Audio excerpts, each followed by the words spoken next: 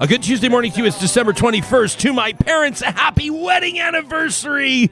This episode of Real Talk is presented by the team at Bitcoin Well. Did you know that you can pay your employees in Bitcoin with the employer Bitcoin savings plan? This is becoming more and more of a thing. You're seeing some pro sports franchises off of this. Some athletes are being asked to be paid at least part of their salary in Bitcoin. But why?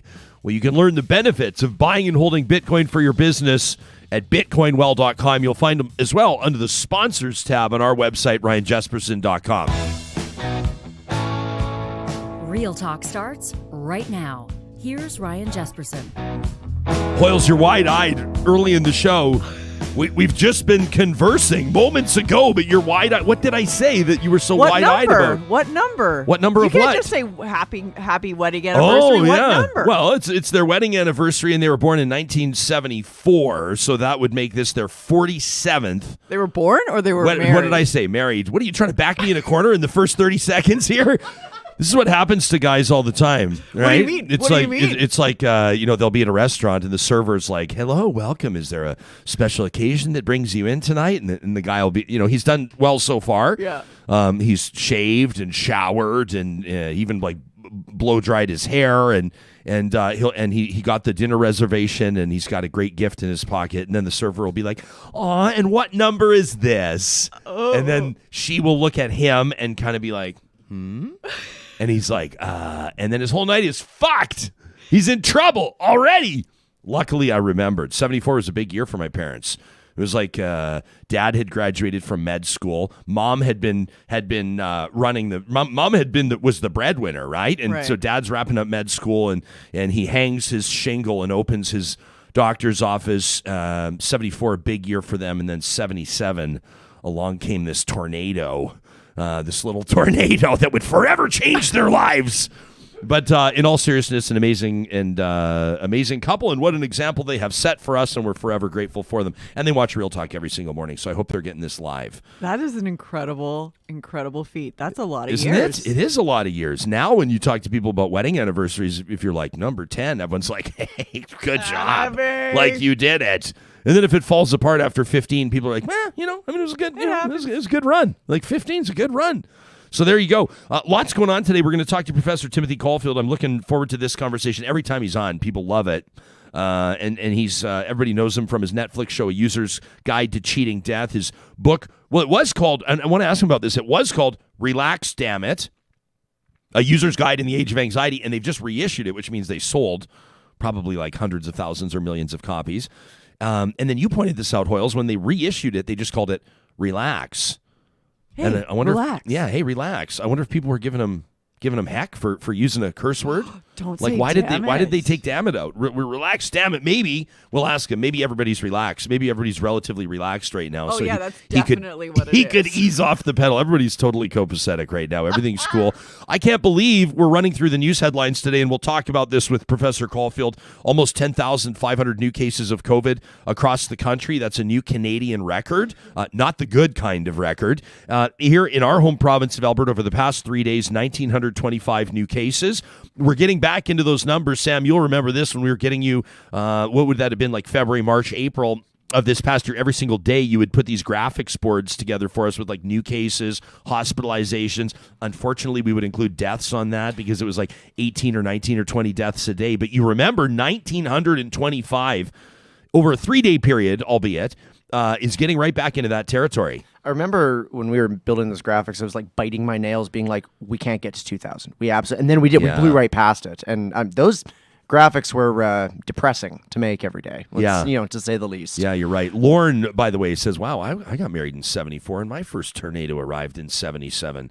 Happy anniversary to the Jespersons. Oh, thanks for I check in on the live chat. I feel like sometimes our positive reflections should just be recognizing people in the live chat for how generous they are with their compliments and their good graces. People are talking about getting into the holiday goodies this morning. You do it. Corinne's welcoming winter solstice this morning. Everybody's thinking about the shortest night of the year, or at least the least daylight right now. The longest night, I guess it would be. The shortest day, the longest night. And all you pagans, what are you doing to celebrate tonight? Let us know. I'd love to hear it. You can hashtag us at Real Talk RJ. That's what we're paying attention to. Sarah keeps an eye on the news as it develops, so Sam and I can basically mail it in, put on our headphones, crush beers in here. We don't even know what's going on in the world around us. But Sarah, it's hard to believe, and this is a testament to construction crews, demolition crews, paving crews, the Coquihalla Highway, though not free-flowing at 135 kilometers an hour, but it's reopened. Yeah, they were able to open it between Hope and Merritt, and it's allowing commercial traffic, so big trucks and buses, to get through. Turns out it takes people about 45 to an hour longer than usual, but hey, it's open. You're open and you're moving, and that's going to be good for goods that can move as well, for the trucks that can get back on the road. That's hard to believe. It's been closed since mid-November. Everybody will remember after those severe washouts and floods damaged the 4-lane route in numerous areas. I'll be curious to see. So is this it's reopened for limited movement, so it's not completely reconstructed. I was curious to know, and I wish I had a reference in front of me, but a lot of people were sharing these drone photos or chopper photos or whatever of the Coquihalla, and some people were pointing out where the water had gone and saying that, with regards to rivers rerouting themselves, they wondered if it may impact or influence the redesign or the rebuild of the highway. In other words, if the highway would take new routes, but it doesn't sound like it. They've just reconstructed on the route it's been on. I mean, shockingly, I am not a road engineer, so I can't speak. That's weird. Yeah, I know. Sam probably is, actually. Sam probably is. Not mechanical guys. One of the other things he hasn't told us about. But this was I would guess that they're going to they're long term. I would imagine that they have to reroute because there's no. It's going to happen again. These are some of the things that we've been thinking about. We had that roundtable. Well, I guess it was probably coming up on about a month ago now with one of the fellas that had actually built the highway. He was like the president of the company and the president of the whatever association of BC. No, but in all seriousness, the guy was I was like, you got that? That's a great guy, because that was the guy whose company literally built big, long stretches of the Coquihalla. He had insight there. I remember when I asked him that question, do you think that they're going to sort of reroute the highway? He gave me one of those really nice answers that, shopkeepers give little kids. No, dumb. Well, little Johnny, let me explain how it actually works when you build highways. Thank you for your question, though. He's like, there are no dumb questions. I was like, I didn't say it was a dumb question. I didn't say it was. What are you talking about? No, I didn't say it was a dumb question. Now that you bring that back, he did say, no, you can't reroute. There's just, do you realize how steep that is? How in the engineering that's gone into it. And it's not like it was built 100 years ago. No. It was built in what was the Coquihalla, in the 80s probably-ish? I remember it opening, 80s, 90s. Remember everybody had the bumper stickers on their Ford LTD station wagons? I drove the Coquihalla. Oh. Everybody had those bumper stickers. That's probably before my time, but it's That was gentle of you. Thank you. Either that or I just wasn't, personally conscious of bumper stickers at that time. Thanks, Sam. Appreciate that. Speaking of positive reflections, it's presented by the team at Kubi Energy, and a big happy birthday to the founding CEO of Kubi Energy, Jake Kubiski, who turned, I think, 21 yesterday or something like that. The young fella's really making moves. I love Jake's story. Electrician in oil and gas up in the oil sands, in fact, and he saw things changing. He saw trends emerging, and he saw solar as the viable next step for his career, and boy, has he ever done something big with it.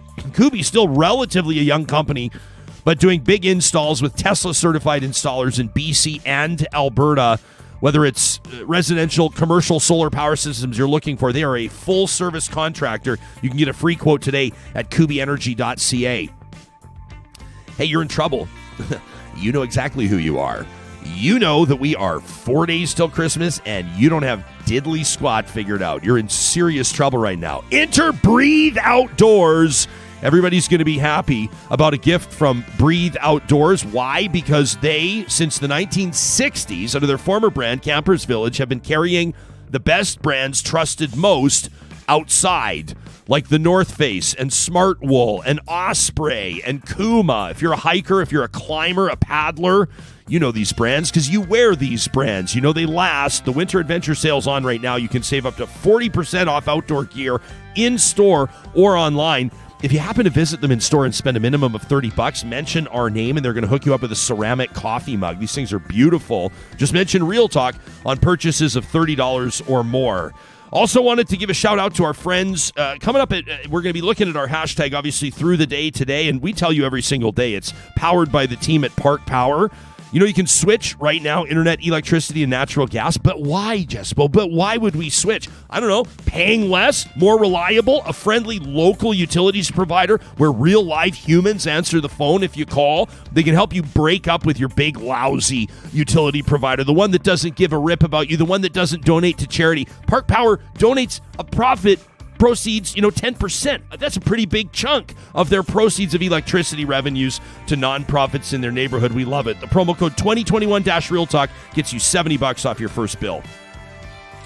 All right, let's get to it. This guy, he's got like books and TV series and all these professional accreditations, but more importantly than any of that, he's a real beauty. Professor Timothy Caulfield, a Canada Research Chair in Health Law and Policy, a best-selling author. We're going to talk about his new book, Relax, just been reissued.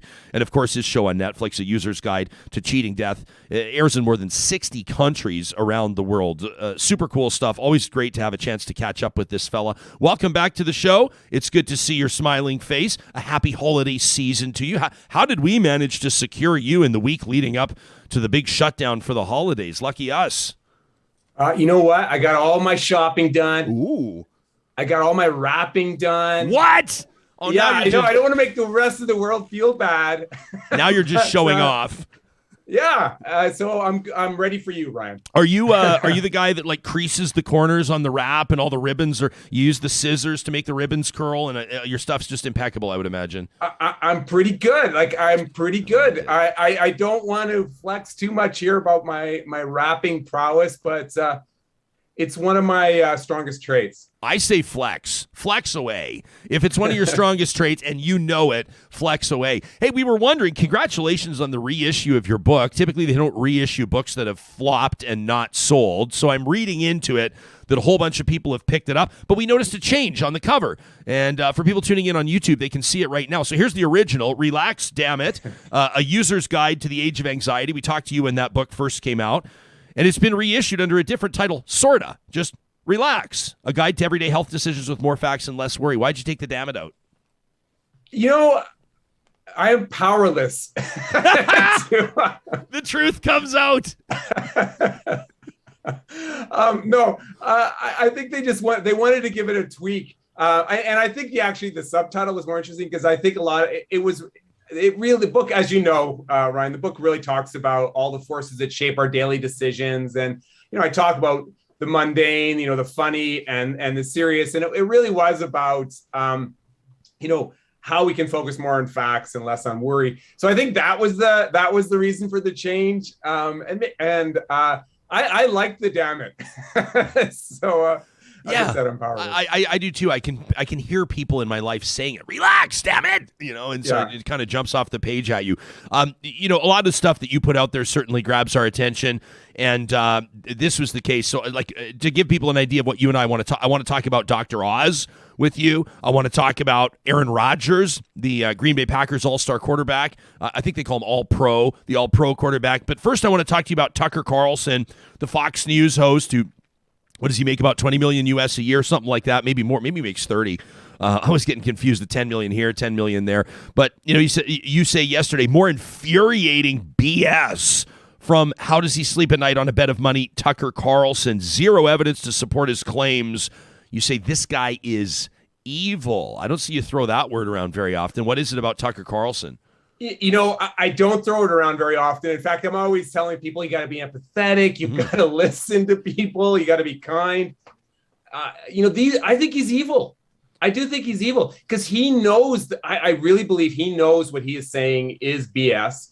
For example, that entire Fox staff, I'm sure you've heard this, they're all vaccinated. In fact, I think it's a requirement to come into work at Fox News. You have to be vaccinated. At the same time, he's pushing misinformation about vaccine risks and conspiracy theories about the vaccine, and this idea that if you're young and healthy, maybe you don't need to get vaccinated. I mean, this is really evil stuff. because I think he knows it's wrong, and he's doing it because it's his brand and it speaks to his audience. I think it's just terrible in the middle of a pandemic. So yeah, I don't think evil is overstating it. I've got a buddy, I'm not going to say his name, but it was interesting. I saw you're posting about this, saying Tucker Carlson, here he goes again. How does he sleep at night? The guy's evil. And my buddy's posting at the same time going, this is great. This is good information. Everybody should check this out. Everybody should hear this. And I'm just going, oh, man. And I sat there yesterday and I kind of was trying to figure out what to do about it. And I decided not to do anything because I just didn't feel like picking a fight. I didn't feel like engaging. But I also stopped myself from unfriending the guy because I sort of thought, I do quite care about this guy. We've traveled together. We've played lots of golf together. But I'm just so sick and tired of it. Just seeing these. It's kind of funny. I mean, if you look at who's calling who sheep, and then you look at what some people are believing, and I know what he'd probably say about me now. He'd probably make a bunch of comments about how I'm a snob and I'm a mainstream media, whatever, and he'd probably tie it to the prime minister somehow, but I'm just getting so sick and tired of it. Well, it's interesting because Tucker Carlson and people like Joe Rogan is another person we can go on about. They are very clever how they inject the misinformation, because it's always about just asking questions, jacking off, right? I'm just asking questions. Maybe the vaccines don't work. I'm just asking a question. How can that be wrong? And it's a very powerful form of misinformation because it seems benign. It almost seems, in fact, almost noble, right? That, it's important to ask questions. And therefore, it's easy to cast those who are saying, hey, Tucker, you're wrong. Joe Rogan, you're wrong, as the evil people because you're silencing them. And unfortunately, this strategy of claiming that you're being silenced, being on Joe Rogan, you're clearly not being silenced, right? Categorizing it being silenced, and also this idea that somehow it's a noble form of inquiry, really powerful form of misinformation. Yeah, it's interesting. Like, you look throughout history at people that have made billions of dollars on things that could qualify as harmful to society or harmful to humanity. And you look at these broadcasters and these platforms, and Tucker Carlson's laughing all the way to the bank. I mean, Fox is laughing all the way to the bank. Joe Rogan has probably the most subscribed podcast on planet Earth. He's certainly in the top 5 or top 10. The guy's he made $100 million off his Spotify deal. I remember back when Joe Rogan was just like an MMA commentator and like would host reality shows and things like, and now he's the guy that's telling young, fit males, his demo, that they don't have to get vaccinated. He wouldn't worry about it if he was younger, if he was fit like he is. He wouldn't worry about it. He's talking about ivermectin. He's talking about all these other things. And I kind of wonder, kind of when that tide turned for him. Maybe it was just the bottom line. There's people commenting on our live chat right now saying it's what sells. It's the bottom line. But during a pandemic, the stakes are so much higher, right? And that's what I think drives so many people nuts. You're so right. Joe Rogan, I think, was it last week, he had Peter McCullough on, and this is a physician who is being sued by his former hospital because to get a restraining order, so he doesn't have any kind of affiliation with them. He a known spreader of misinformation.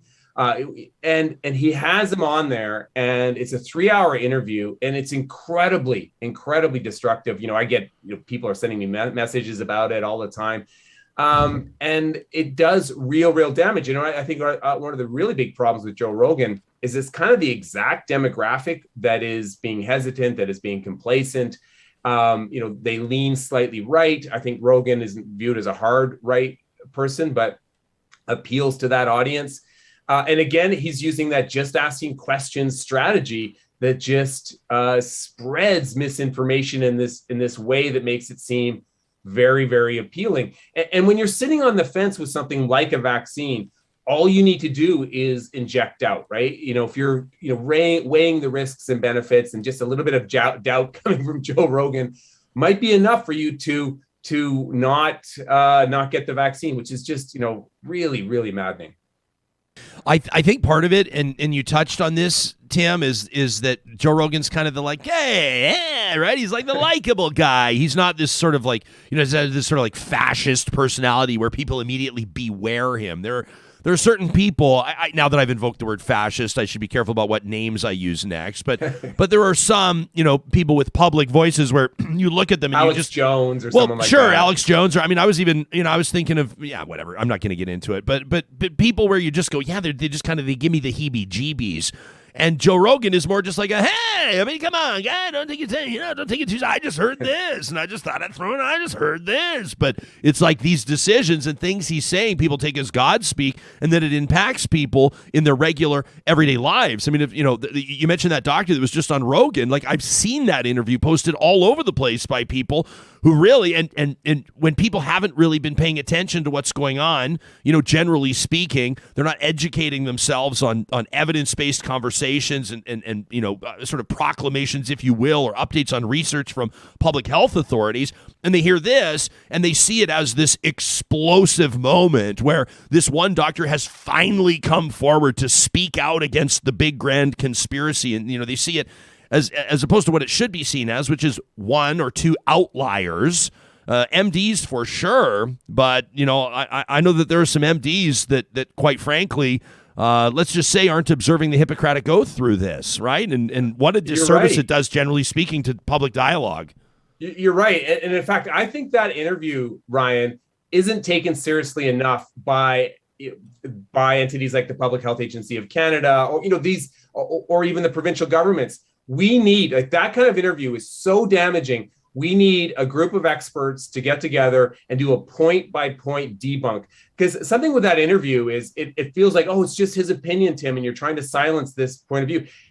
There's lies, there's clear, cherry picking of data, completely ignoring the scientific consensus, what the body of evidence says on topics, misrepresenting things like, the risks associated with vaccines. It's not just someone's opinion. He is clearly spinning what the science actually says, and sometimes just lying. We need to have a more robust response, I think, from the higher ups for that kind of interview, because it does so much damage. I think partly it's because people don't recognize the role that Joe Rogan plays in pop culture. He's really, I think he's either number one or number two podcast on planet Earth. Yeah, no, he really is. And that's how you get the $100 million deal. Arnold's watching. He says, asking questions is not the problem. Joe Rogan has a problem with playing fast and loose with the facts.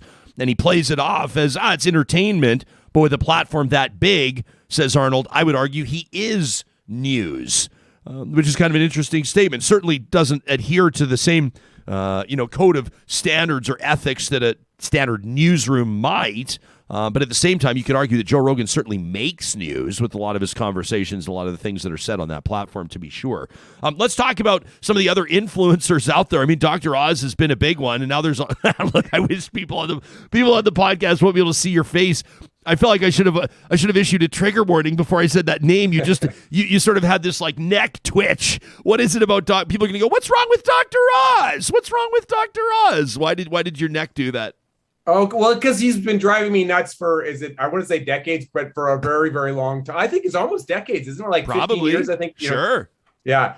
He has been a source of misinformation for so long. And one of the reasons I wrote the piece that was in Scientific American last week is he's a very, very good example of where tolerating pseudoscience gets us, right? When he first came out, he started talking about, wellness applications and bunk diets and homeopathy and things like that we know there's no evidence to support at all. People kind of thought, it's just fun, it's just entertainment. But I think he's a really good example of where tolerating, not correcting it and just letting it flow for entertainment purposes, where it gets you, right? We're in the middle of a pandemic, and now, the stuff he said was bunk before the pandemic. It's bunk now, and it's going to be bunk after the pandemic. So I think he really sort of symbolizes, what tolerating misinformation, where it can bring you. In addition to that, I think it's a good reminder that the regulators, the College of Physicians and Surgeons, in the United States, it's the licensing boards, they got to step up. Maybe they don't pull his license, but they issue a formal sanction to say, that this is wrong. And these regulatory bodies like the College of Physicians and Surgeons, et cetera, this is their job. This is their moment. This is why you exist, is to protect the public. It's not to protect your membership. It's to protect the public. And to be fair, I know that colleges across Canada are starting to do more, and also in the United States. And there's resource issues, and yes, there's process challenges. But this is a crisis, right? When you have MDs spreading misinformation, and this is exactly why those regulatory bodies exist. So, Dr. Oz, a great example of how tolerating pseudoscience can do real public harm, and also a really good example of why regulatory bodies need to step up and monitor their members, especially in the health space. And Ryan, if I can, one more thing I think he symbolizes is the degree to which misinformation has become about ideology. Because remember, he's running for the GOP, right? He's running as a Republican, which is very on brand, I think, for both Dr. Oz and the Republican Party. Yeah, he wants to be a senator out of Pennsylvania. You argue in your piece, people can read it at scientificamerican.com, the headline, Dr. Oz shouldn't be a senator or a doctor. You argue that in Congress he'd do much worse than he's already done with what you call his brand of misinformation. You're concerned, I'm assuming, with his influence on public policy. Is that the main concern? That's right. And he's going to play to a base that we know already is and research. I'm not picking on an ideology. It's important to have a whole spectrum of ideologies in a liberal democracy. But we know that his base, research tells us, is more likely to believe misinformation, more likely to spread misinformation. That base being in the United States, people on the Republican side of the aisle. And there's no reason to think that all of a sudden Dr. Oz is going to turn to science, especially since he's going to be part of that establishment. Look, some people think he doesn't have a chance because he doesn't have that strong of a connection to Pennsylvania, but we've thought that before, right? So I am worried that he's going to get in, and then he's going to do a lot, have real harm with respect to sort of an anti-science agenda. I'm gonna tread where many commentators would fear to tread, and that is to ask you, with her track record, although she's a legend and one of the richest people on planet Earth, and perhaps folks' favorite for the next Democratic president of the United States. You know where I'm going with this. I know where you're based going. on Dr. Oz, based on Dr. Phil, at what point does Oprah need to be called to the carpet? I mean, she's a business person as well. Ratings matter in her business, but her credibility gave credibility to these two at a time when a lot of people, especially with the luxury of looking back, have said, maybe we've been giving these two more credit than they deserve. Oh, Oprah, right now, I think she deserves some blame. She's a really good example of someone who has tolerated pseudoscience. And I think she does it in the, I'm going to look at this. I'm going to just unplug my phone take there. Take the call. Just let them know what's up. Let them know yeah. It's probably Oprah's people. Yeah, exactly. You want to lose your book deal, Caulfield? You want to languish in obscurity? The all-knowing eye. Yeah. I think that she has done, she's done real harm by tolerating pseudoscience, and she does it often in a very similar. And this is going to sound like putting them in the same Venn diagram in the very similar way that Joe Rogan does, but in a much more kind of friendly manner, just asking questions, just that diversity of opinions. But think about when she had Jenny McCarthy on her show, which really, obviously, it's like pouring jet fuel into the anti-vax autism vaccine lie and setting it off, right? And Oprah really does deserve some blame for not only just tolerating pseudoscience, but for giving it a platform. Yeah. Boys were talking about Jenny McCarthy last night. I had no idea she's married to Donnie Wahlberg from the New Kids. That has nothing to do with anything. I just thought I'd throw that in there. Now, I troll her all the time. And again, empathy, listen, that's so important. Yeah. But she's on The Mask, and I don't think she's been called out enough for that. I mean, she's really what's it called, The Masked Singer, really popular show, right? And that she escaped the damage that she has done to continue to have that platform, I get frustrated. But you're like the guy that I look to, and we've had these conversations before because I'm the person that wants to be like, you're a fucking idiot, shut up. Like that's kind of my thing. And then you're always like empathy, understanding, keep it classy, Jess. But I was kind of like, but you kind of get to the point now where it's, people, I don't know, it feels like there's been anxiety and there's been division, and now I sense a trend where some people want to. I mean, even you look at Alberta's policy over the holidays and the message from the premier where he's like, unvaccinated people can now gather, and he basically said it's kind of an opportunity for you to. I mean, these aren't his exact words, but he basically was like, we're not looking to drive division between someone and their unvaccinated aunt. And I'm sitting there going like, these are the people that have seen ICUs overwhelmed. They've seen literally millions of people dead around the world from this, and still they're such selfish pricks that they're not getting vaccinated, even though they know that's our ticket out of here. How do you not know that by now? How has that not been banged into your brain by now?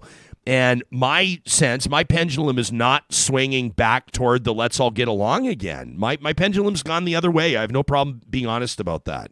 Well, I'm starting to get there too. And what I always try to remind myself is, it really doesn't do any good for those that you were trying to convince, right? Or I don't. But I'm not trying to convince anybody anymore, Tim. That's my point. Like, this is where I'm going. This is like the beginning of my sentence. Sorry to interrupt. There's gonna be a comma and a but. But I have been, I follow this so closely, and I don't know a single. And I listen so closely, and I don't know a single individual that is not getting vaccinated now, right? That is doing it because of access issues or equity issues.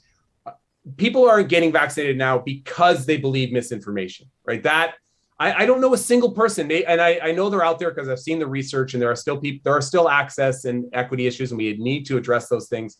But right now, it really is about misinformation and ideology. That's the core of what's going on right now. And so it can be frustrating. It is maddening, right? So, but still, we've got to remember, give these people a path to credible information. They're not going to change their minds in front of you, but maybe we can just change, a few more minds. Yeah, maybe. I'm not super optimistic about it, but I'm glad that you are, because you're doing a lot of the heavy lifting here. I mean, your piece in Scientific American is convincing. People should read it about Dr. Oz, but KT is absolutely right on our chat. Says, sadly, the people likely to vote for Dr. Oz are probably the least likely to be reading Scientific American. Right? Like I don't know how many, I didn't see a lot of people on January 6th, clamoring the walls to get into the Capitol building with their, like paper copies of Scientific American under their arms. But, people are making good comments as well about, Fatima says, for example, she says, kids with autism, she says, I tell people I have autistic kids way before the pandemic. And the first question she'd often get is, did you vaccinate them? She says this was a problem way before COVID. Yeah, absolutely. And that's so maddening, isn't it? Isn't it maddening? Because there's also this element of trying to guilt a parent. It's just incredibly maddening. It's kind of cruel in a way. Absolutely. Misinformation has been around. I've been studying it for decades. It's been around for a very long time, but it's been supercharged now, right? Supercharged now. And this comment also reminds me of things that one of the other themes that we're hearing from those who are spreading misinformation, like Peter McCullough, is somehow that they're these brave individuals, right? They're the brave ones fighting against the noise. And on that Joe Rogan show, he actually said that the reason that we have vaccines, this is so maddening and so, again, cruel. He argued the reason we have vaccines, the reason vaccines have been pushed and treatments haven't been pushed, is because frontline doctors and frontline workers were afraid. And that's why they pushed PPEs and vaccines, because they didn't want to have to give people treatments. And we know these treatments don't work, right? Hydroxychloroquine and ivermectin, which was the two that he was pushing. And his argument is they haven't been pushed because frontline workers, like frontline healthcare workers who have done so much for us, right, are cowards. Can you believe that? And I can't believe he hasn't been called out for that incredibly cruel, nihilistic comment. Yeah, I don't even know if this is responsible for me to say. I mean, we talk about people being responsible with their platforms, but if I'm being honest with you, my real talk is that when I saw people protesting outside hospitals, when I saw people taking aim at healthcare workers, I wanted to round up about 30 of my pals and head down there with hockey sticks. And I know they're not supposed to say that kind of stuff, but I was so enraged by that display. I'm actually surprised that there wasn't more conflict outside those hospitals. That to me is like, we've got to protect those that are protecting us. I know that, Edmonton Police Service will be like, seriously, you're going to go talk about bringing hockey sticks to a legal protest? I'll tell you, man, I had it up to there at that point, and I think if that fired up again, I wouldn't be surprised to see, I'm using a gentle word like conflict, wouldn't be surprised to see a few people get their asses handed to them outside the hospital. I mean, that's just the line you don't cross. That was really, really maddening, and very similar to what I just described, right? And the other thing that is they present their argument kind of as it's noble and they're self-righteous and it's about rights. That's the other thing that you're often seeing, right? This shift from misinformation to it's about rights. There was an interesting Angus Reid study that came out beginning of November, I believe, that found for those that are not getting vaccinated, the reason was as much as about rights. This is my right not to get vaccinated, as it was about misinformation around the harms of the vaccine. And I think that is incredibly telling because that points to there's misinformation both about your rights. It's completely misinformation. There's so much misinformation about rights and law in this space.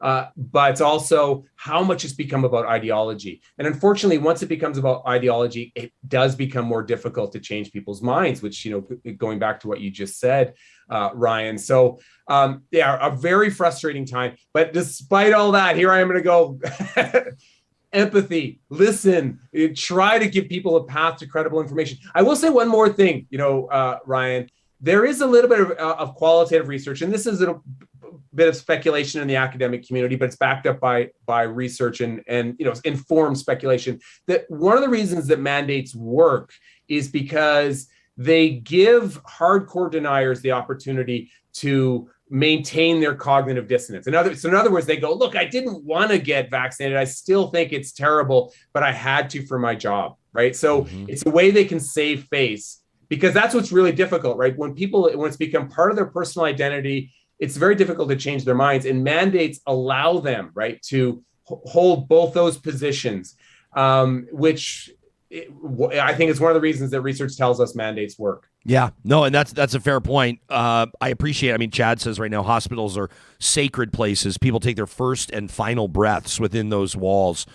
Tracy says, I'm seeing some Alberta docs, EMTs, paramedics, firefighters, nurses who are standing up against the vaccine. Says, I'm so confused about that. Some are trying to sue Alberta Health Services. We saw the number, what was it, a few days ago, confirmed that there's more than 1,600 Alberta Health workers that are currently on unpaid leave, unpaid suspension because they won't get vaccinated. I respect their right to make that decision for themselves, but you don't get to enter the hospital. You don't get to collect a paycheck. I guess I'm fine with that trade-off. People are going to come at me and say, you're okay with their livelihoods being taken away. I can think of 100 ways I'd like to respond to that. But I guess if you want to work in a hospital, you're not going to get on board and get vaccinated. Quite frankly, I lack sympathy there. I can be empathetic without sympathy, can't I? Can I understand where they're coming from in a way, but also I think so. have sort of a cold-hearted response? I mean, they're making a choice. That's their choice to make. Nobody has to show up to work. Choices have consequences. Yeah. It's when people try to the other horrific parallel that you're always seeing now is this, comparing it to the Holocaust. Again, incredibly enraging. But this is not an immutable characteristic, right? This is a choice that you are making, a choice that research tells us is selfish. It's not based on science. This is a choice you're making, and you can have consequences. If the nurses wanted to smoke a cigarette in the neonatal intensive care unit and you said they couldn't, right? I got to get another gig. We wouldn't be having this conversation. Choices have consequences. I want to ask you this in closing. You say that your viewing experience, are you a big NFL guy? You say your viewing experience has been ruined by the prominent anti-vax voices, including Aaron Rodgers, who basically lied to everybody and was exposed. He said he had been immunized in an interview at the beginning of the year. Nobody sort of followed up on that to say, what do you mean by the word immunized? Tried to trick everybody, did not observe the NFL's protocols for unvaccinated players, including wearing masks in interviews. Basically lied to literally millions of people, if not billions of people around the world who are NFL fans. Aaron Rodgers disgraced, but still a hero on the gridiron, one of the greatest quarterbacks of all time. Are you being serious? You can't watch the NFL right now because of what you're seeing? Yeah, I find it incredibly difficult to watch right now. And Aaron Rodgers is so infuriating. And Ryan, I think he's going to win the Super Bowl and the MVP. So I don't know if I can watch. And I'm a huge NFL fan. Yeah, I know it's a horrible league. It's got a terrible culture, but it's what I grew up with, and I'm a huge fan. It was sort of my sanctuary.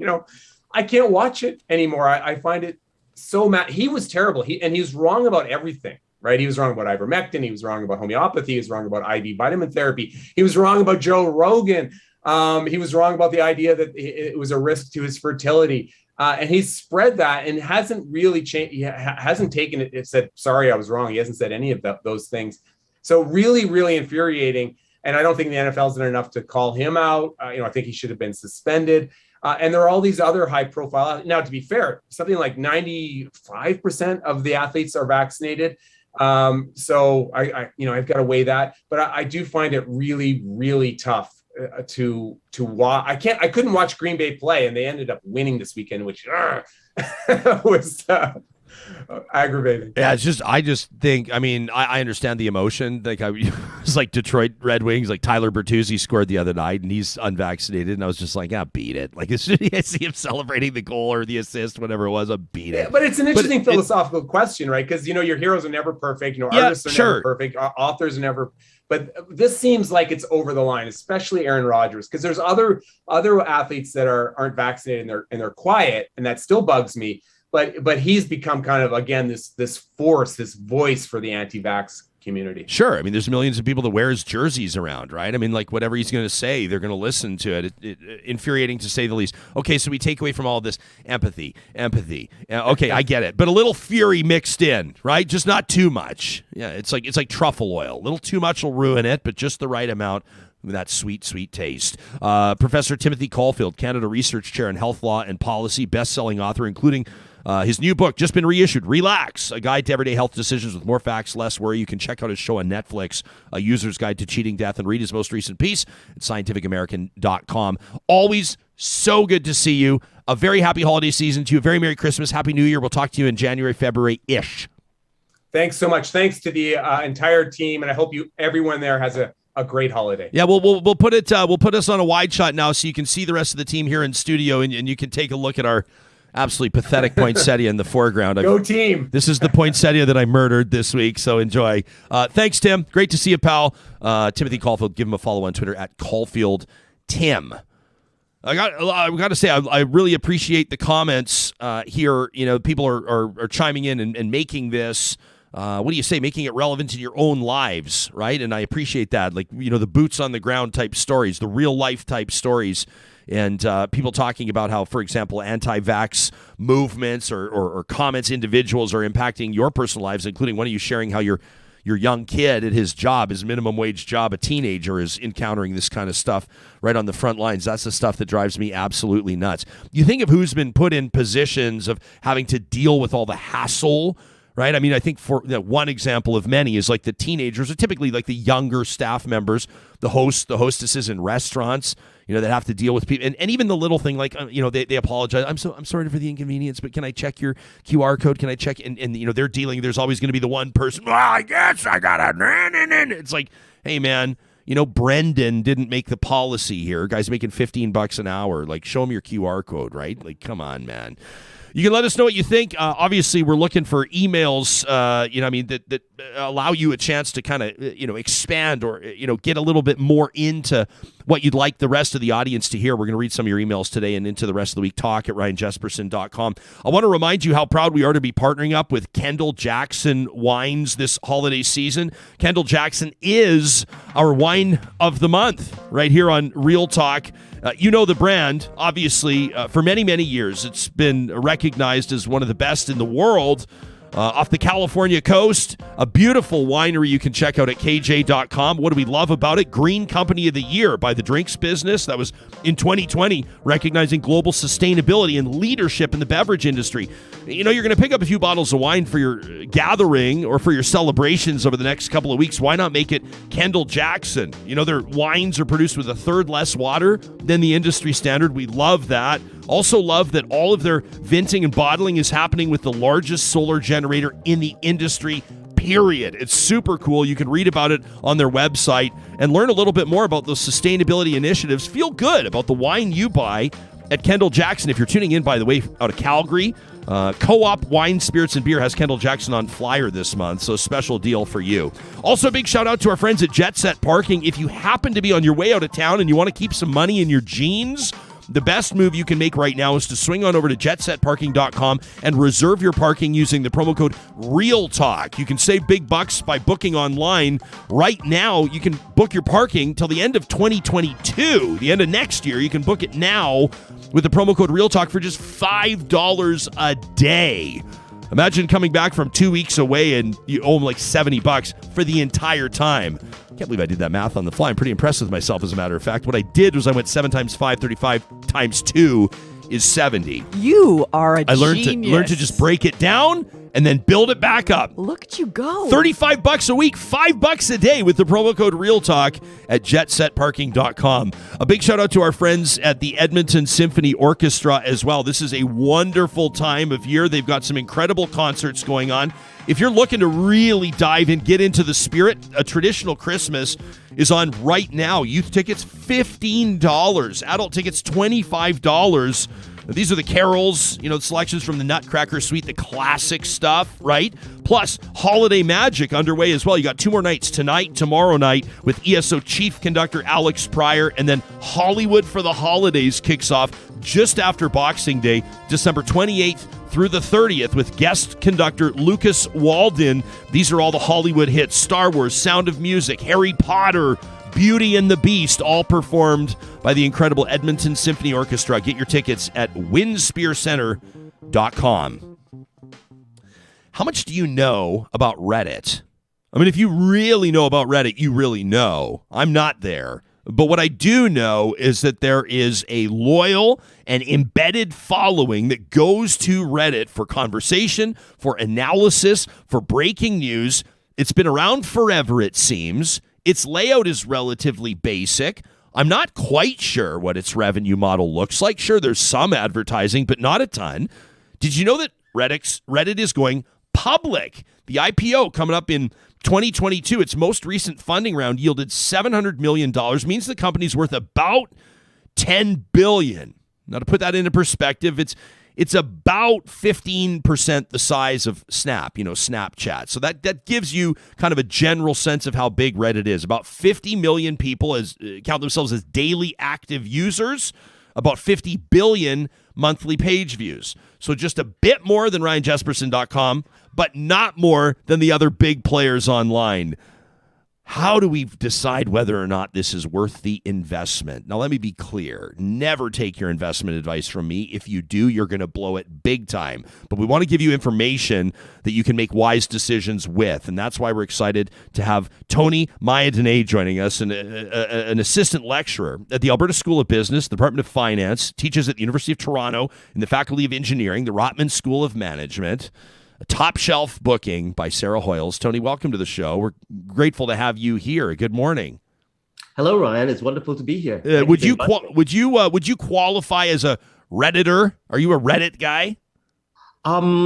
Actually, I'm not particularly active as a participant in social media. I tend to look more at social media from an academic perspective, and so that's more of my relationship with Reddit. Okay, I wanted to give kind of just some general, big, sort of bird's eye view perspectives on what Reddit is and who it serves and who uses it. But can you take us into it? Your sort of more, what do we say, informed analysis of what makes Reddit so unique? I'm not sure that my analysis is much more informed than yours, but basically I would probably describe Reddit as, perhaps the best way that a listener would be able to get a sense of it is just to Google Reddit and see what it looks like. I already saw the screenshot that you had going there. We could think of Reddit as a newspaper for the people. Actually, perhaps a wonderful way to describe Reddit would be using what we call the Gettysburg Principles. It is a website by the users, of the users, by the users, and for the users, if you can use that sort of parallel from the Gettysburg Address. Essentially, what we have are people that come and post questions and and they get answers to these questions. Probably one of the most famous ones was Ask Me Anything, which is a subreddit in which we had people come and ask questions, and former President Barack Obama would answer those questions, or musician Snoop Dogg would answer these questions. So that would be a general sense of what Reddit would be, but we can talk a little bit more as we go forward. Yeah. So how would you, with regards to what makes it unique? I guess it's more of a it's more of like a discussion board or messaging board, isn't it, than something like Twitter or Instagram, where someone will perhaps make a proclamation, other people can respond to it, but you don't. I mean, you do see Twitter threads. I haven't seen them. I mean, there are some examples where they can be positive, but oftentimes they're so discouraging. Let's be honest. But what would you say makes Reddit truly unique? Is it that? Is it the fact that it's kind of a venue or a forum? Yes, it is a venue and it is a forum. And I think probably one of the things that distinguishes Reddit from other comparable platforms is that it has long-standing been a sort of like in the forerunning of free speech, that people should be able to come and say whatever they want to say, or to be able to ask whatever they want to ask. And as you know, whenever we talk about free speech, there's always going to be the issues that arise about how do you deal with things like hate speech? How do you deal with things like racism, right? And then the question arises that if so, who do we have policing these laws and saying, well, these things are acceptable, but these things are not acceptable? So far, Reddit has been at the forefront of being pushing forward, at least from its early days, its first 16 years. Things are changing now, and we will discuss that in a moment. The attitude was that anyone could come in and say whatever they wanted to say. And if there was a reasonable enough following for them, then people would follow that. And that would include even controversial things, like if someone was to post some hate speech or some racist comments or something like that, then they could also do that. A famous example being people that pushed for the support of Donald Trump, former President Donald Trump. And there were a whole lot of other people that felt that, well, these were very inappropriate posts. But Reddit said, well, we want to stay off this. We want to keep. I think something that would be comparable would be, you know how Wikipedia does their writing, and they state that you have to have a neutral point of view. I suppose that would be probably one of the most comparable things to the Reddit culture. When you talk about things are changing, what do you mean specifically? Oh, well, there is okay, this is me speculating and just theorizing on my own within my space here. But I've generally found that you have great and innovative organizations. I'm not going to call them companies because some of them are not for-profit or primarily for-profit companies. So let me just call them organizations. So we have an organization that becomes wonderful and powerful, and then becomes it begins to have monetary value. And at that point, you get management coming in, or new management coming in and saying, let us try to tap into and try to monetize the value out of this. And usually that results in changing the sort of the culture of that organization in some way. And I think that's what's happening with Reddit. So what do you think is going to happen with this IPO? I mean, it was interesting to see what happened with Facebook's several years ago. And you have to wonder, I mean, I guess if you're making an investment, you're indicating in a way that you think whether it's short or long term that the investment will grow. In other words, the value of Reddit will grow over time. Do you think there's room for it to continue to grow? Do you think that the IPO, I mean, you talk about the influence on the culture of it, and I think you're bang on that. We've seen examples. How does the IPO impact all of this? Well, Ryan, if you don't mind, may I just take a minute to sketch out something just to put things in perspective? Please do. All right, okay. Let me just I'm speaking to your viewers and listeners, and let me just describe a company as like a person. Now, people are born, they're babies, they become teenagers and grow, and then they become adults, and then they become, mature adults, and then they become seniors, and, sadly, they pass away at some point. A company is very much like that. So we can think of a company. Let me just take a very simple example. Oh, by the way, if any of you sitting in there and wondering what does this look like, I would recommend that you can just open up a web browser and Google business life cycle and look under the images, and you'll see the curve that I'm talking about. Okay, very quickly, just I'm going to take a company that we're very familiar with and describe it along this curve. So once upon a time, there were two Steves, Steve Jobs and Steve Wozniak. And they were playing around in their garage and trying to make something that they called a personal computer. That would be about thank you. That's a wonderful picture there. So in the early stages, these people are creating the new thing. right? There is no monetizing involved here. And that would be like the baby stage. Things are flat. From a financial point of view, things are flat. Then at a certain point, these people made this little toy that they called a personal computer, and they started to sell it in some local computer stores and stuff like that, and begin to attract attention. This is the point at which the product or service is great, but now it needs a whole lot of money to be able to grow it, to make it a very successful company, shall we say. That is the point of the angel investor. Now we're talking the teenage years, the big steep. The great angel investor for Apple was a guy called Mike Markula, who invested something like $1 million and managed to boost up that growth very fast. Right. Now, that is the Apple that I grew up with. When I went to university, my first computer was a Macintosh, and I'm currently speaking to you on an iMac. So that was the growth. Fine. Now, at a certain point, the people that the angel investors that invested in this company find this rapid growth, and they're just like, okay, that's great. I want to cash out. That is the time when typically an IPO takes place. An IPO being simply where the privately owned company now goes to the public and sells its shares in public. Okay. At that point, we would say that the company has reached mature state. So it's sort of flattened the curve. And the reason we know that is the case with Apple, even though the Apple people will never admit it, the reason that we know that Apple is in a mature state is, first of all, because when we look at the cash flow and the balance sheets, Apple is a very cash-rich company. We call these companies cash cows, right? And the other thing that we know as an indicator is that the products are no longer as remarkably innovative as they used to be. When the Apple iPod or the Apple iPhone or the Apple iPad came out, these were very innovative products. But right now, what is the innovation? We're moving from, iPhone 11 to iPhone 13. We're just slapping on 2 more cameras on the back, right? Not great innovation. This is middle stage. Then we have companies that are dying out. These are companies that are typically dying out because the technology that supported them is now obsolete. And a very good example of that, because we're going to be talking about that, is GameStop. Now, GameStop is a video game company that catered to video games of an earlier generation. That company is in a dying stage. Right. So this is the curve. I have put Apple in the middle, and I have said that GameStop is dying stage. Now, where does Reddit fit in all this? Reddit is up on that curve. Reddit is the growing stage right now. And part of the reason for that is because certain few things happened. COVID did some incredible things to transform business. And this was one such thing.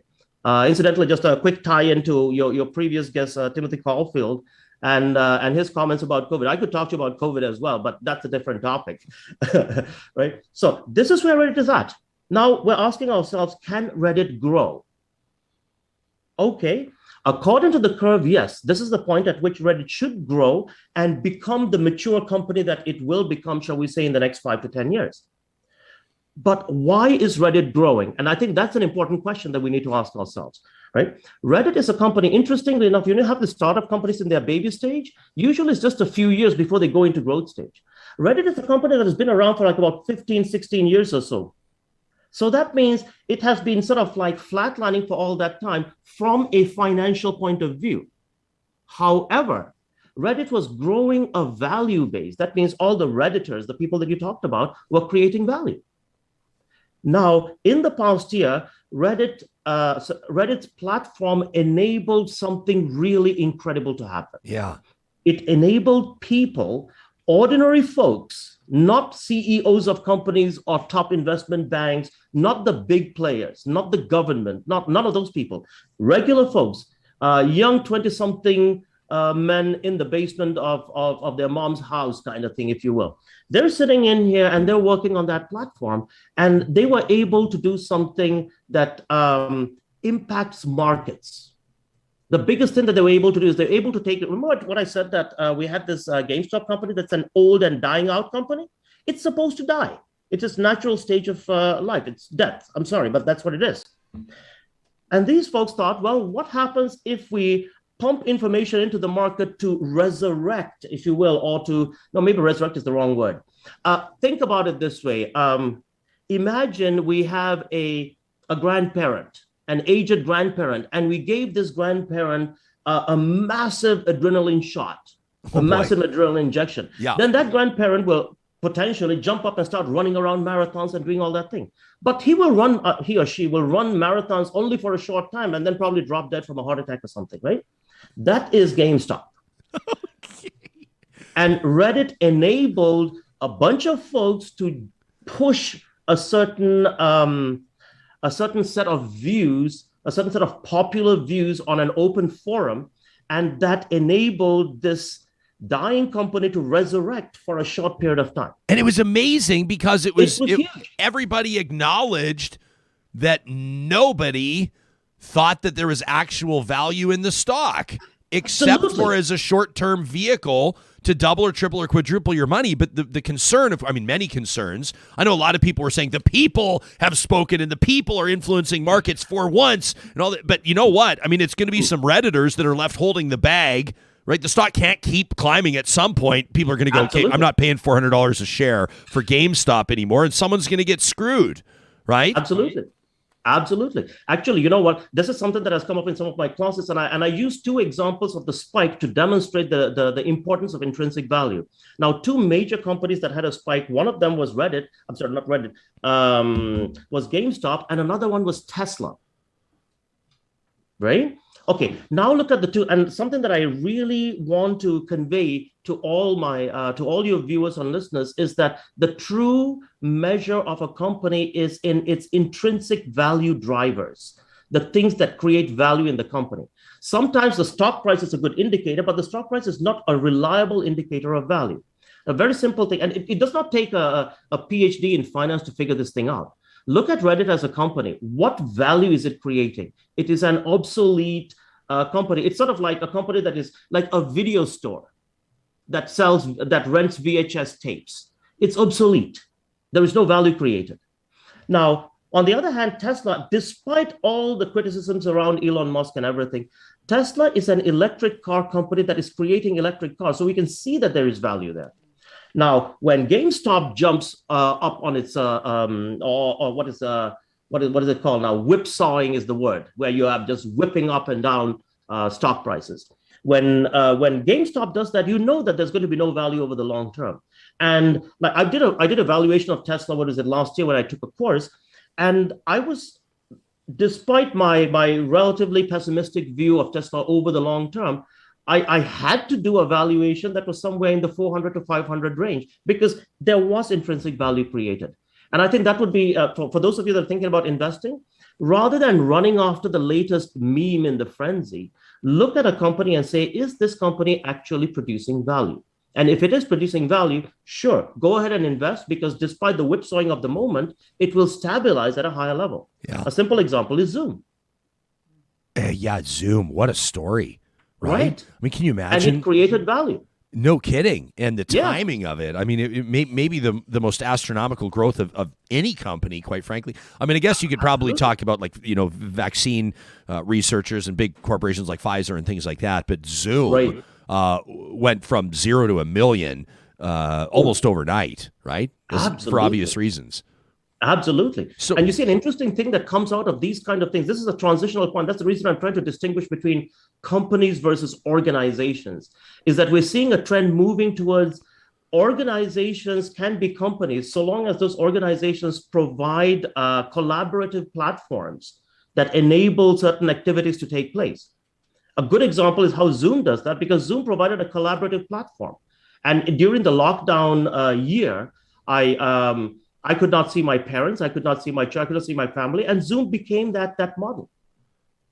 And one could even say the same thing about the COVID vaccines, that not only was it the creation of the vaccine, but it was the astounding global cooperation that happened between scientists around the world to so rapidly produce a vaccine in 1 year. I would call that one of the greatest feats of human cooperation in the history of Homo sapiens.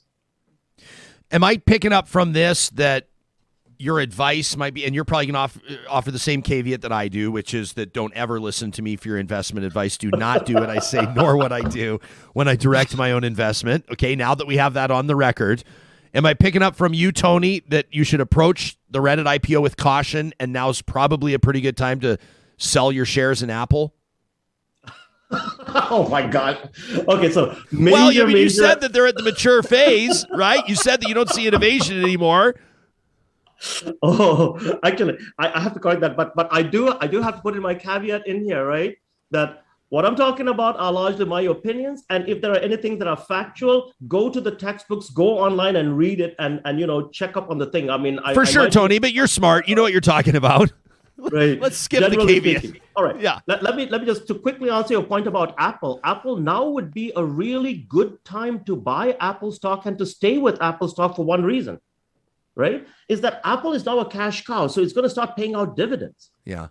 If you want a company that's going to pay you regular dividends over time, a lot of people don't think about this, but if you're a parent and you want to fund your kids' education, these kind of companies that pay regular dividends, that's a very good investment because you get a good chunk of money coming in every quarter. So that would be my advice regarding Apple. If you want to invest over the long term, Apple is a very good investment. Reddit, on the other hand, we have to ask ourselves a question, and that's the reason why I gave you that whole growth curve. Is that is Reddit in the beginning of its growth or is it at the end of its growth? So far, the one thing that I'm concerned about is that Reddit seems to be jumping. It seems to be jumping in on the basis of what happened last year with GameStop and the meme stock frenzy that is happening this year. So I don't know. Are they jumping on a bandwagon here? Yeah. Are they at the end of the thing? Are they trying to milk things? Because something did happen in 2015 that was very significant. I don't know if you wanted to go into that. Well, yeah. Let's just wrap it up. Thanks, Tony. Good to talk to you, pal. See you later, bud. No worries. Thank you.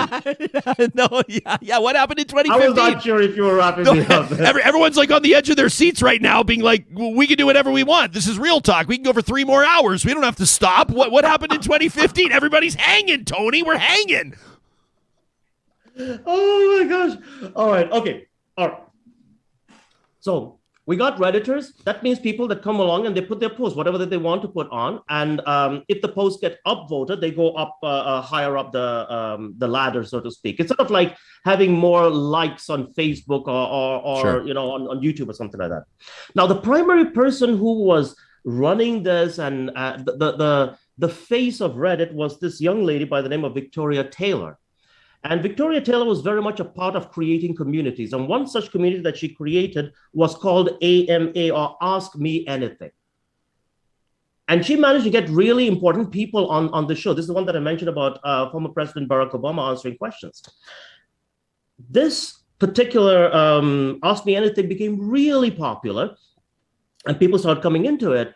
And at that point, the leaders, or shall we say the founding CEOs, and there was a little bit of a mix up there with the CEOs. But the point is that the management looked at this particular opportunity and thought that, like, hey, is there some way that we can monetize this opportunity, right? And that seemed to kind of go against the ethos, if you will. I mean, I'm not saying that Reddit is not a profit-driven organization, but it is not a solely or largely profit-driven organization. And they tried to do this, but Victoria Taylor very much resisted the idea of monetizing this particular subreddit. And the management just summarily fired her. No explanation, no nothing. And even when the press tried to reach out to Victoria, she was not able to respond to them. So the subredditors got really mad about this and said, like, what the heck is going on? Like, I mean, how can you just fire like the best Redditor ever, right? A great analogy would be like, imagine, in Wikipedia, there are some people that are like the primary contributors to Wikipedia. They do it a lot. And imagine if what is his name, Jimmy Wales decided to fire one such person off the thing. Everybody on Wikipedia were like, what the heck? Like, why? And there was no answer to this. At that time, they brought in an interim CEO by the name of Ellie Cow. Now, Ellie Cow has got a little bit of a reputation coming behind her. But one thing that, or a couple of things that we noticed about Ellie Cow is that when Ellie Cow came over to Reddit, she wanted to do a little bit of that moral policing. That means that she was just like, okay, if there are certain sites that use that are very nasty and sexist or racist or something like that, we're going to shut down those sites. This woman comes along and she I don't know whether she was instrumental in the firing of Victoria Taylor, but she makes a couple of inane comments in there that further infuriate the Redditors, and the Redditors managed to shut down their post to the point where the CEO had to resign from the firm. and be replaced by someone else. So you see, this is the point that I'm talking about, that transition. There was a company that built its value over 16 years with loyal followers, creating a sense of community. 160 million member community, if you will. And now you have got management coming in there and saying, oh, let's see if we can monetize this. And the people that don't agree with our monetizing, we're going to fire them, even if they are the top Redditors, if you will. Right? So now what we have is that is the thing that I'm a little bit concerned about. Look at the reaction. Why is Reddit doing its IPO now? It seems as if some hotshot management consultant, like you see the stereotype in the movies, who comes along and cuts things, or that kind of, it seems maybe some such management consultants come over to Reddit and be like, hey, Reddit, we're going to take you and we're going to make a few gazillion dollars off you. We're going to ride this and we're going to, that seems to be the vibe. And I'm very much concerned about that, because what will happen is that, sure enough, IPO will take place. I think the IPO will be very successful. We've got about already 10 million. By the way, 10 million is the investor valuation. Now, when Reddit goes to do its IPO, it'll ask for a certain price on the market. And there is the possibility that it'll get even more than that when it goes on the IPO. The question is whether Reddit is going to be able to sustain that over a 5 to 10 year period. And my suspicion, or one thing that I'm cautious about, is that there seems to be a lot of like hotshot management consulting, short-term gain, shooting for the big buck kind of strategy at work in the past couple of years. And that is not Reddit. Reddit is more like Wikipedia. It needs its 20-year span to become this rich encyclopedia of the world. And if Reddit can be that platform, then that's what it should be. Yeah, but I'm concerned about the management and the leadership. Yeah, this is great. I'm so appreciative of this insight. This is great. Some random guy on our live chat, that's their handle, appears to be a pretty big Redditor based on their comments, saying, says, I hope everybody doesn't think that Reddit is just racism and hate. Says there's, absolutely, yeah, says there's like a subreddit about houseplants that's totally delightful, and there's lots of great stuff on Reddit. But some random guy does say if Reddit does become very corporate, a massive portion of their user base will leave. It's been traditionally anti-capitalist. Yes. Absolutely. And you see, that is something that is very important there, is that, when we think about it, the hardcore, the rich, fat cat capitalist thing, that stereotype has always been there. But one thing that is especially true in this generation, like I would say in the past 10, 20 years, because I teach young people a lot, and I can see that, is that anti-capitalist notion, the anti-greedy capitalist notion. These people are all about making money. They're very entrepreneurial generation and stuff like that. But they're also about, we've got to collaborate together. We're not going to try to manipulate and exploit, right? So that is the structure of Reddit. And you're absolutely right. The Redditor that just commented to you, I totally agree that those are the people that created Reddit. They created beautiful and wonderful communications in Reddit. So Reddit is largely a wonderful company, in my opinion, a wonderful organization that enables a whole lot of people to communicate on a global basis. This is an absolutely fantastic thing. But as with all cases of the greatness of free speech, there is always going to be this little caveat in the corner. And there can be great and fantastic and productive entities that are not great investments. Right? Exactly. Like it's not necessarily equal sign, right? Yeah, exactly. Yeah, Wikipedia for sure. Anthony, this is great. We kept you way longer than we thought we would because you were just like spilling hot takes. And so what are we supposed to do about it? I hope that we haven't stopped thank you. Yeah. I mean, you come in saying you're not sure if you know much about Reddit. And to be honest, deep down inside, I'm going, uh-oh. And then you basically gave us the best analysis of it that I've ever heard. I like the cut of your jib. Tony Mayadunne is a lecturer at the Alberta School of Business, the Department of Finance at the University of Alberta, teaches at the University of Toronto as well in the Faculty of Engineering in the Rotman School of Management. Where are you coming at us from today? Is this your office in Edmonton? No, I actually live in Toronto. Oh, you're in Toronto. This is my home office.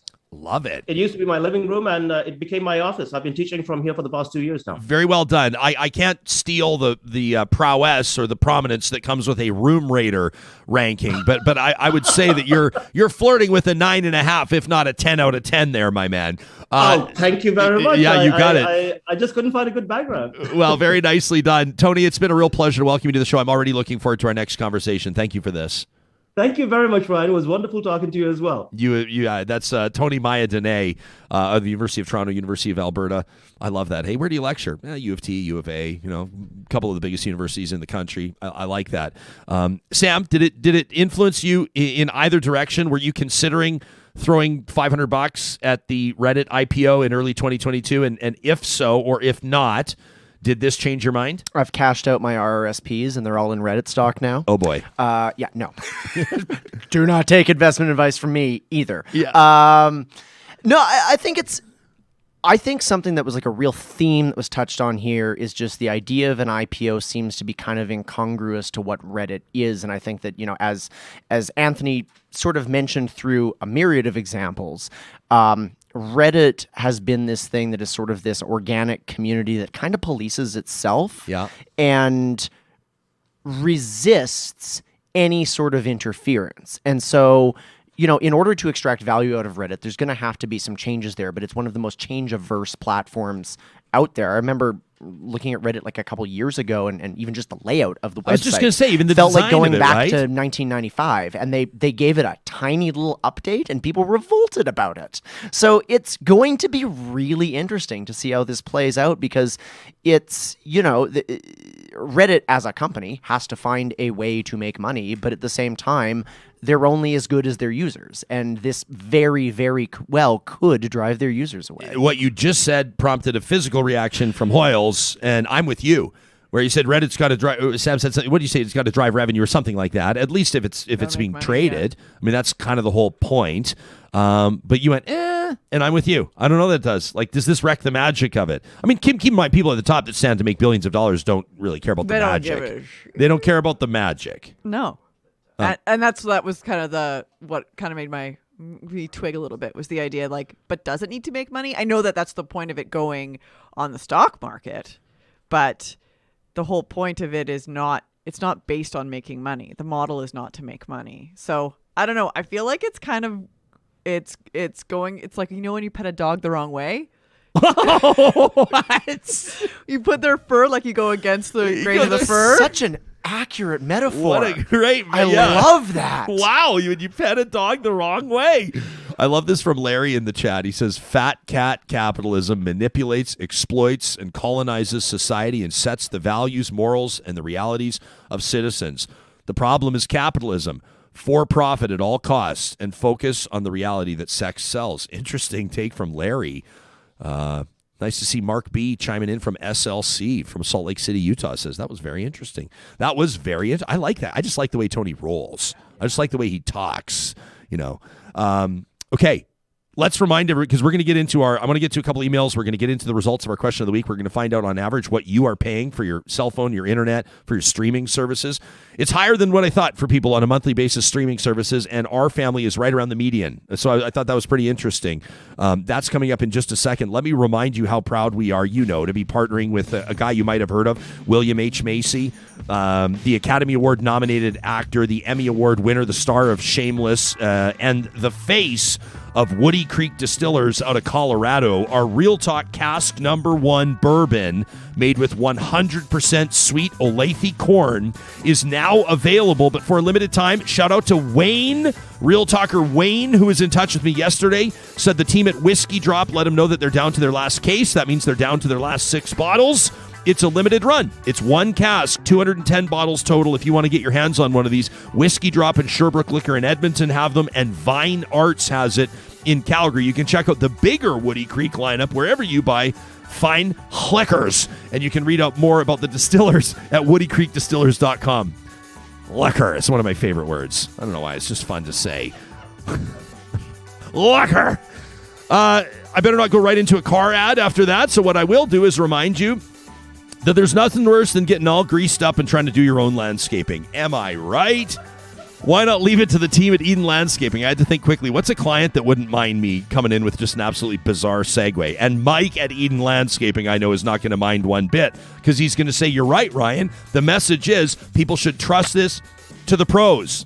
And so Mike wanted me to remind you, we had a lunch a couple of weeks ago. Just a delightful fella, family-owned business. Said, remind everybody now's a great time for them to reach out to us. Do not, do, but don't reach out to us in April or May expecting to get the job done by the beginning of June. It's just not the way that it works, especially with the supply chain. Now's a great time to get the design started via landscapeedmonton.ca. That's our friends at Eden Landscaping. It's a great time to check out the new deals, limited time offers ending January 3rd at Sherwood and St. Albert Dodge right now. You can get up to $3,000 bonus cash for select owners on that brand new, the 2021 Ram 1500 Classic. Just a beautiful truck, back-to-back-to-back Motor Trend Truck of the Year. They've also got the full Jeep lineup, including that Wagoneer that everybody's talking about. You can shop online or go see them in person at St. Albert and Sherwood Dodge. And a reminder that Trash Talk is early this week, coming up on Thursday. It's because Friday is a special show for our Patreon supporters. It's a big Zoom call. You can go and make sure you send us an email. Talk@ryanjesperson.com is where you can send us your emails, your trash talks. We still got room for a couple. We want to challenge you to make them non-political. That's what we'd love to see. We got a lot of political trash talks right now. What's something that drives you nuts outside of the arena of politics? Points for humor to talk@ryanjesperson.com. The team at Local Waste Services has been keeping it local for a quarter century with construction, commercial, and residential waste and recycling collection. You can request a quote today at localwaste.ca. Real talk. Can you tell I'm having a bit of trouble talking right now? Just a tiny little bit of trouble talking. Can you tell? A little bit. Yeah. You know, some of the greatest athletes of all time have played hurt. And I want to let you know I'm playing hurt today. I went to a place that opened up downtown Edmonton, and I had heard people raving about the pizza. And I'm trying to get them to advertise on the show, so I'm not going to say it right now. Did you burn your... I burned my mouth so bad last night. So bad that I can barely talk right now. And I'm trying to tend to it with the tip of my tongue at the top of my mouth. Did you burn the roof of your mouth? Oh, yeah. Oh, and it is that's like, the it's kind of worst. blistering a little bit right now. Like peeling. But I didn't care. I knew I had to leave it. I knew the pizza needed 5 minutes, but I did not have the 5 minutes to spare. And I'm going to be paying the price. I'm hoping for quick healing. I'm hoping that this can sort itself out. But man, oh man, is it uncomfortable. That's just the real talk. If people right now are going like, what is up? It sounds like I sound like somebody that like has the, what are the Invisalign? You know, they're like not the braces, but you know, they have Invisalign. And then you're like listening to someone talk and you're going, and then you finally, oh, they have Invisalign. No wonder they sound a little off. That's me today. I'm playing hurt because I love you guys. And I promise I'm going to show up for you every single day. Let's dive into our results of our Real Talk question of the week. This is presented, we call it Get Real, our question of the week. And Y Station, our official research and strategy partners, deserve such a shout out. They do an amazing job on this for us. We asked you last week about how much you're paying for cell phone, for internet, for streaming services. A great interview mid last week about what the Rogers Bell merger, that pending rumored merger, is going to mean for you as a consumer, as a Canadian.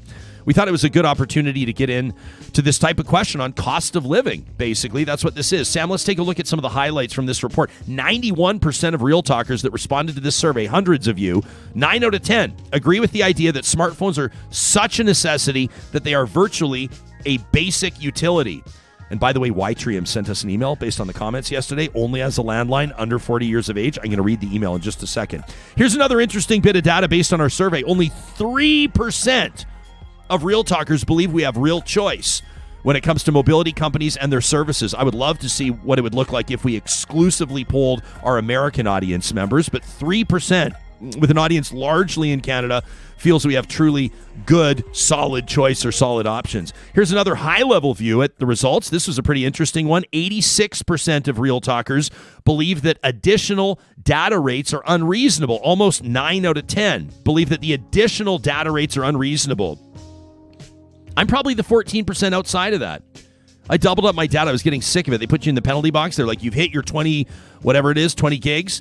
And then they put me, they'd be like, in your next billing cycle, we'll put you back to full speed. And then in the meantime, they'd slow my phone down. I'm like, what is this? Like, so I called her. I was like, listen, I'm sick of, I was polite, but I was like, oh, hi, I'm just calling, because these people can make or break your plan, right? If you're like, what the hell? They're like, oh, well, let's just make sure that your plan goes up. Unfortunately, sir, $10 for me to double my data. I thought that was pretty reasonable. So I might be in the 14%, but it's just subjective. Here's another high-level view.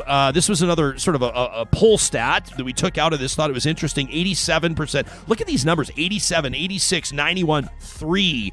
87% of Real Talkers think the proposed merger, Shaw-Rogers, will be a further monopoly on a constricted market. I'm surprised that's not 100%. And this was an interesting one. Here's the numbers. On average, Real Talkers, you are paying $112 a month for mobility services, $105 a month for internet services, plus an additional $44 a month for streaming services. Our family's at about $40. I was thinking, what do we pay for like Netflix, Disney, Amazon, and whatever else we have? Apple TV, I think it is. About $40, something like that. Although the cost is going up. You put out an unofficial, unscientific Twitter poll on top of our kind of scientific Y Station poll. What are people saying about phones this morning? Yeah, so we put up a poll asking, would you buy a smartphone that doesn't make or receive phone calls? Hell yeah. And you and I both kind of feel that, yeah, that would be great. And so the options were, yes, don't call me ever. Yep. And I'm in that camp, and that's at 27%. The camp that Sam belongs to, which is no, I like phone calls, is at 61%, which surprised me. And then undecided is at 11%. What is wrong with these people that want phone calls? I want if you're not a family member of mine, I don't want you to call me. I mean, that's just it. I don't care if it's an emergency. I don't care if you think that what you're talking about is important. I'm going to cast my vote right now by way of our official account at Real Talk RJ for yes. Unless you're a family member of mine, don't call me ever. 61% like phone calls. What is wrong with these people? Don't you have other things to do, like scroll Twitter? Like, you want to talk to actual humans? You want to have Sam, what is wrong with you? I'm just feeling very vindicated right now. Very, very vindicated. This is kind of your boasty face. Well, here's where my position comes from. I have a couple of friends who will just call me out of the blue. And sometimes I'll screen their call and I'll be like, I don't have time right now. I'll send them a quick text and say, like, get back to me. But there are people that I know that just want to have a conversation. Director that I work with all the time, Adam Kidd, I know that when he calls me, it's going to be like half an hour on the phone. But I like enjoy my conversations. I like that you named him. Yeah. That's great. You're like, it's going to be, then I don't pick up. I'm like, this is going to be a 30-minute call. Yeah, but it's a 30-minute call when I'm ready for it that I want. I love investing that time. Fair enough. Oh, boy. All right, fair enough, Sam. I can't even. I mean, the majority is siding with you, but that doesn't mean that you're right. The majority's been wrong before. Majority elected Donald Trump as president. Let's keep that in mind. Well, actually, not the majority. True, but still. But he still won. In a sense, he still won. Well, this is obviously an unscientific. What we'll do is probably just delete this Twitter poll once it's done. Obviously, 60% have responded. It just goes to show you can't trust people on Twitter. That's all that goes to show. A reminder that our question of the week right now is up at ryanjesperson.com. Just go to connect, and then we'd love for you to take it. It's kind of your way to look back on the year that was, the stories that jumped out at you, what you'd like to hear more of in the new year. We're going to have some fun with that coming as soon as we're back on January 3rd. We're taking next week off. And as mentioned, it's a Patreon special on Zoom on Friday. If you support us on Patreon, first of all, thank you so much. Second of all, check your email for the link. I wanted to get to some emails. I love this from Whiteroom, who chimed in on the chat yesterday. He said, I'm under 40 and I only have a landline. And basically we asked Whiteroom to be in touch. And I'm not going to use Whiteroom's real name for once. I love this. Says, Real Talk team, it is I, Whiteroom. Which is amazing. It is I. Says, so here's some background to my choice. Under 40 years of age, only a landline. Says, first, importantly, as a measure of responsibility and safety, I do have an emergency pay-as-you-go phone for my car, though I never check it, and it's probably always on a dead battery. Terrible, I know. Probably defeats the purpose and the responsibility and safety aspect. I have an iPod, which has all the same capabilities except for being able to send and receive calls, though it is dependent on being connected to Wi-Fi. In not having a cell phone, this goes back to the emergence of the pervasiveness of mobile phones around 20 years ago. And at the end of my high school years, there were only a few people with cell phones. But it was not until entering university where I cemented my stand. Coming out of a lecture, I'd see people get on their phones right away, only to meet up with the person a second later. They just walked out of the lecture hall together. For me, it was a question of what's going on? Why are you doing this? Why can't you just wait? We're talking about seconds. And as cell phones became more integrated, that pattern of behavior continued. And people would be out with humans, but they'd be on their phone texting. They'd go to house parties and people would sit on the same couch texting each other. And it's just like a behavior that's never sat right with me. And since the emergence of the smartphone, the pattern's only grown, and people everywhere, eyes glued to their devices. I mean, that's undeniable, right? Pedestrians, sidewalk, you got to look out. People just bang into each other, right? I was going to say pedestrians starting, causing car accidents. That's where you thought I was going. Rongo bongo, that is not true. Going out with friends to any event. Sorry, I just had to get back to the email.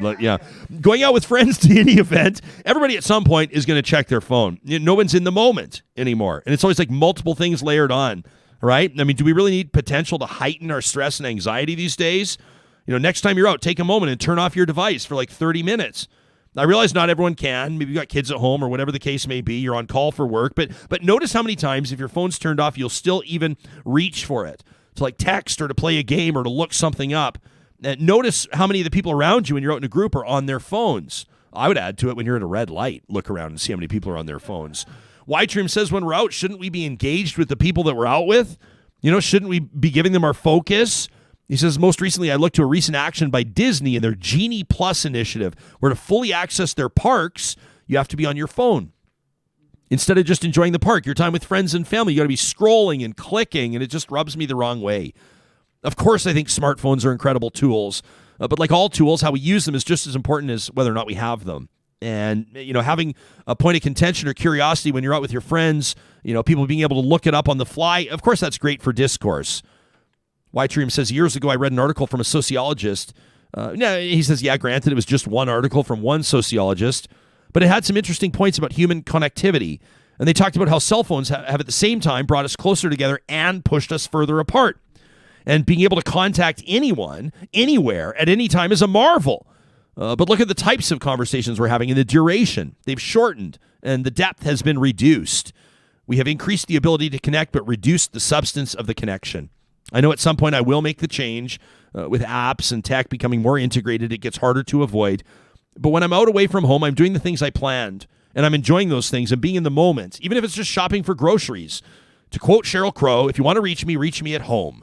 As always, I realize that this is a privilege not everyone can afford, so I will enjoy it as long as I can. That from White-Trim. That's a great email. I love it. That'll be entered into consideration for our email of the month for the month of December, White-Trim. Thanks so much for being in touch.